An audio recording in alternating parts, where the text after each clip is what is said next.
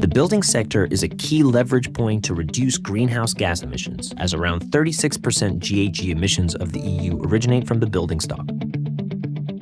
CO2 emissions are released not only during the operational life, but also during the manufacturing, transportation, construction, and end-life stages of buildings. These emissions, usually referred to as embodied carbon, have been largely overlooked in the past. We have to transform the way we renovate buildings as climate change urges us. Take your part. You can reduce embodied carbon by avoiding the construction of buildings or building less. Using fewer and/or climate-friendly, low-carbon building materials. Reusing and using recycled building materials. Let's have an example. The circular house in Berlin, built from used and reusable elements. A 3,500 square meter building, which was converted from the warehouse of the former Kindle brewery in February 2022, is not only sustainable in its energy use, but the building itself is built according to circular, sustainable architectural principles. In addition to the building materials, interior elements can be dismantled and reused elsewhere should the building's function change in the future. Office space is furnished with second-hand and rented furniture, also with a view to reducing waste.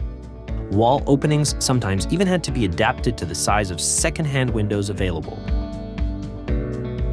As part of SURF project, Deutsche Umwelthilfe, Energieclub and AE3R have developed a set of supporting materials to assist municipalities and other stakeholders in designing, procuring and implementing their building renovation projects. The 3 fact sheets, for example, provide a good overview over the key topics such as climate-friendly building materials, a life cycle approach, financing options, and green public procurement for buildings.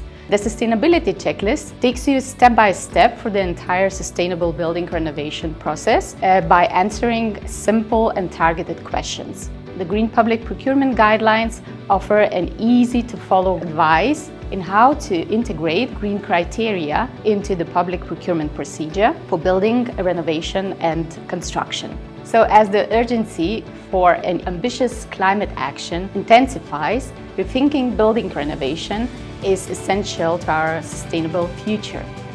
So please join us in driving this important change.